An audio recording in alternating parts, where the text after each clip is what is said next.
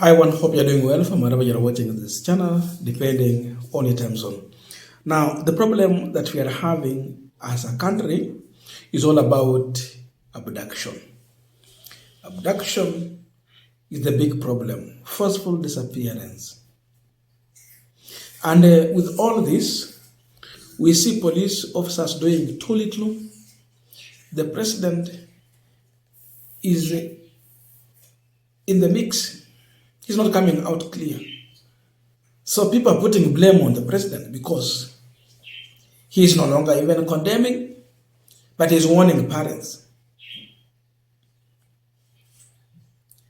Yet he's the commander-in-chief of the armed forces. So with all these questions in this country, then we see hooded men with guns riding in a police vehicle are on the street. What can we conclude? I mean, a time like this one, then you find someone amefunga uso imebaki kitu ni macho peke yake, anatembea kwa ndani ya gari ya polisi.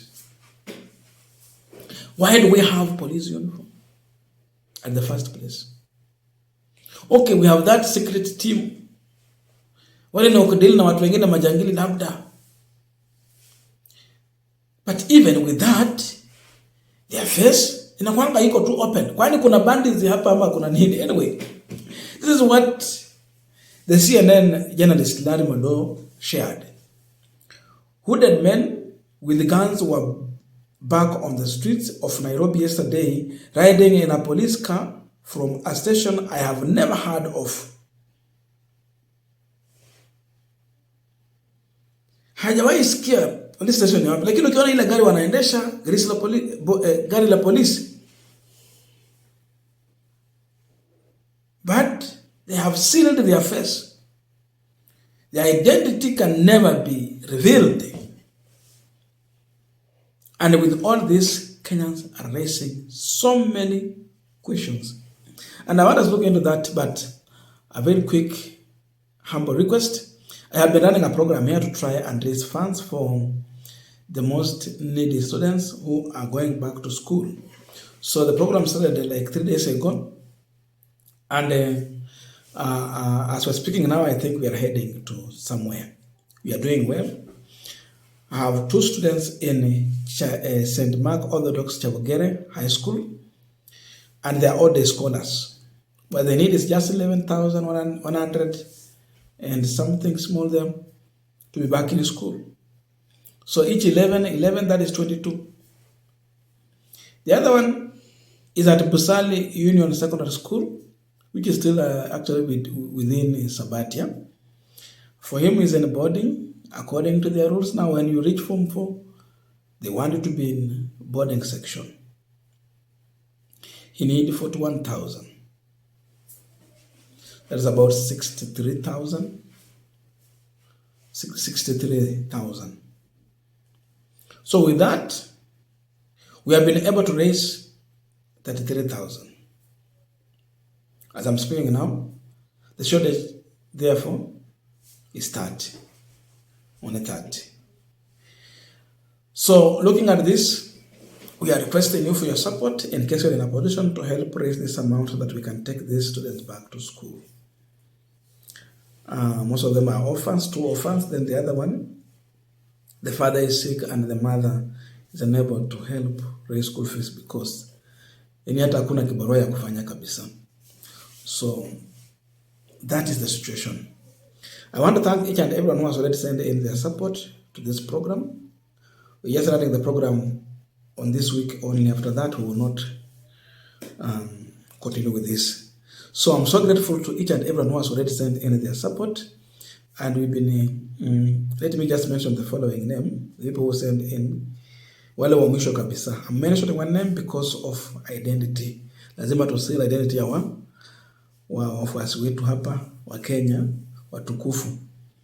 Felix, Karim, Elikana, Jerry, James, Amina. I want to thank you so much. Previously, I had mentioned the other names. Mary Agnes Kimani, Patricia Kigunda, Lawrence Natasha Kutai, David Patrick Murewa, Odhiambo Humphrey, Felix Madede, Muhammad Mwachotea, Tracy, Eric, Anthony, Solomon, Amy. Hao ndio watu wote wametuma pesa zao hapa. Any amount is acceptable. Ukwe uko na 1,000, ukwe uko na 500, ukwe uko na 100, hata 50 bob, even 10 bob. Itasaidia mahali. Hata wale wa 10,000, wale 20,000, you will support in a very big way. Now, thank you so much. Let us go back to our discussion. When you look at this situation, you raise so many questions.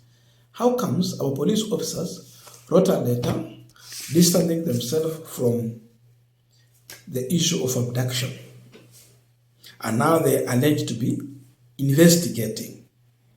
As they're investigating, we are talking about wounded men. How can wounded men walk around in police vehicle, and the same police officers are saying that they are not aware? So what are these people doing in the street today? Or even yesterday, what were they doing? Can we continue and say that these are the people who have been abducting Kenyans and they are operating in a police vehicle sometime? Ama kuna bandits wako Nairobi wanataka kupigana na hawa jamaa ni nini? The main thing going on in the country is about abduction. So what's the message here? If there is someone to blame, we start with our government. They have to carry this burden. And therefore, police officers must tell Kenyans what is going on, because these guys are traveling in police vehicle from a known police station, according to Larry Madoyo. Hata wajulikani ni police station ya wapi, lakini gari la polisi.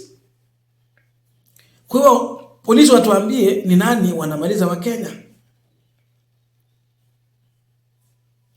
Why are you selling your identity completely? Yet there is no war in this country. And the biggest problem we are facing is Kenyans being abducted. So what is your role here in this kind of dressing code? With all this, Kenyans are left with no option but to conclude that there is a possibility the state is the owner of the abduction operation going on. Even me, I am convinced to believe so. And they must provide answers whether they are involved or not. They are getting a salary. That salary is your money you pay in form of taxes. These people do not have their own money, including William Ruto.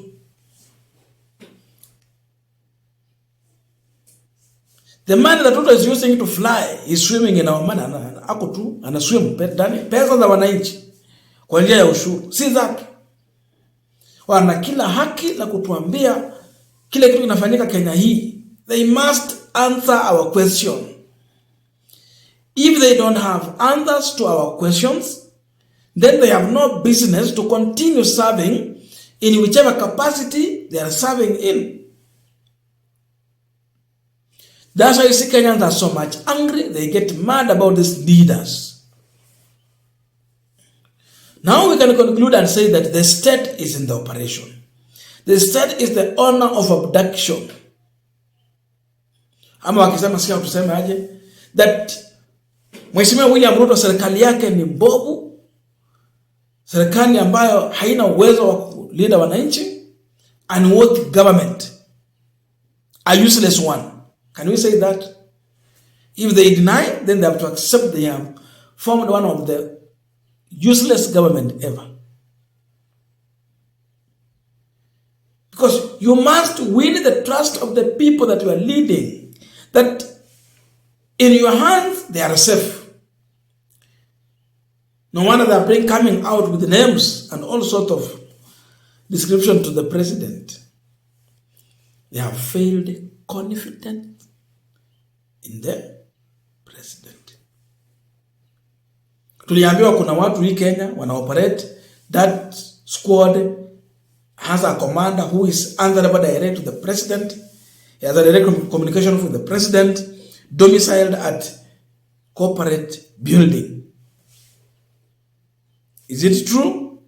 Wakaleta images wakasema zinafanana na the president, they are cousins and all that. Are they the one doing these operations? With such kind of images, you make Kenyans to make such kind of conclusions.